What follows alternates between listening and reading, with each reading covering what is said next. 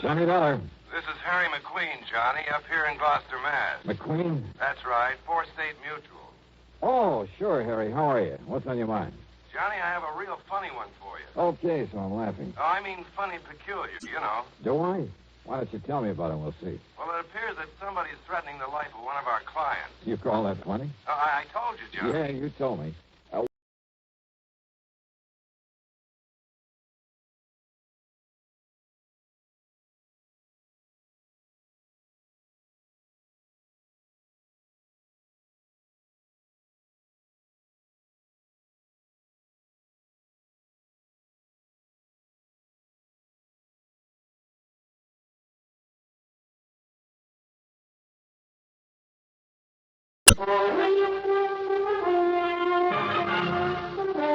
CBS Radio brings you Bob Bailey in the exciting adventures of the man with the action-packed expense account.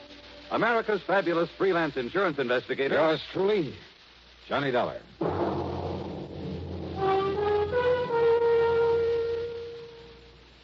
Now, Act One of yours truly, Johnny Dollar.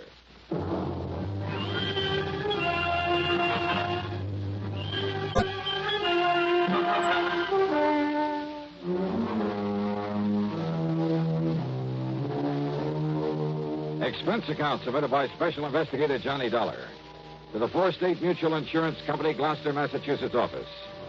Following is an account of expenses incurred during my investigation of the boat out of the blue matter.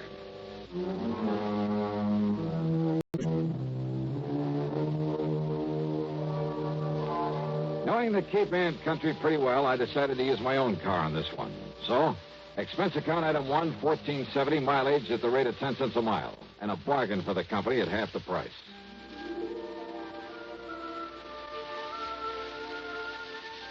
Annisquam, on the northwestern end of the Cape, is a pleasant little settlement, unspoiled by the vacation crowds. A kind of quiet summer haven for writers, poets, and painters, with a few large and very old homes. The address that Harry McQueen gave me turned out to be one of them. Set on a high, sandy knoll, it was a big frame house with hip roof, shingled turrets, and cupolas, half a dozen gables and dormer windows, all of it dripping with gingerbread and covered with Boston ivy. It looked out over the sparkling blue waters of Annisquam Bay. On one corner was a big tower with a platform on top surrounded by a heavy, well-polished brass railing. A flagpole carried not only the national ensign, but a couple of signal flags on separate lines below a sort of yardarm, I guess you'd call it. Another shorter pole supported a weather vane and one of those revolving things to measure wind velocity. The whole place, in spite of its weather-beaten age, was in good condition. Was what the owner, according to Harry's description of them, would probably call shipshape. All very interesting and colorful. What interested me most, though, was the vision that greeted me at the front door. And I mean vision. Yes? Oh, you must be Johnny Dollar. Any description of Thelma Jean Weatherby could only end up in the Department of Understatement. She was tall, well-tanned, and beautiful. A sort of honey blonde with clear, exciting blue eyes. The sort of figure that you dream about. She was wearing a well-cut pair of blue silk capris. Johnny? And a blouse of lighter blue chiffon. The freshening breeze caught a wisp of her hair and gently flicked it across that beautiful face in a sort of caress. I caught the faint scent of arpege. Johnny? What's the matter with you? Huh? You are Johnny Dollar, aren't you? What? Oh, yeah, sure. I'm sorry, Miss Weatherby. Miss Weatherby? Thelma? Thelma Jean. But come in, Johnny. Yeah, sure.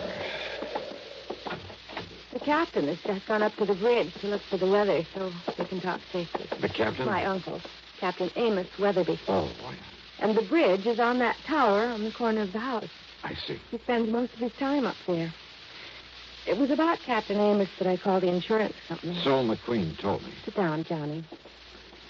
And would you like a nice cool drink or something after your long drive? Well, I take it you'd like to tell me what this is all about while the captain isn't here, so why don't we save the amenities for later, huh? All right. I can tell you all about it in 2 minutes. All right.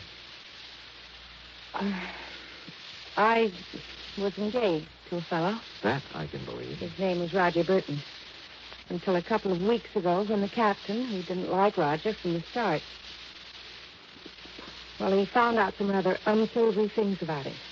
Like what, Thelma Jean? Roger never told me, Johnny, but he'd been married. Twice, as a matter of fact. And both of his wives died under very funny circumstances. I see. Also, they both had considerable money, which I will if anything ever happens to Captain Amos. So I understand. His insurance. So I not only broke off with him, but Captain Amos literally threw him out of the house. And believe me, in spite of his age, he could do it. And now?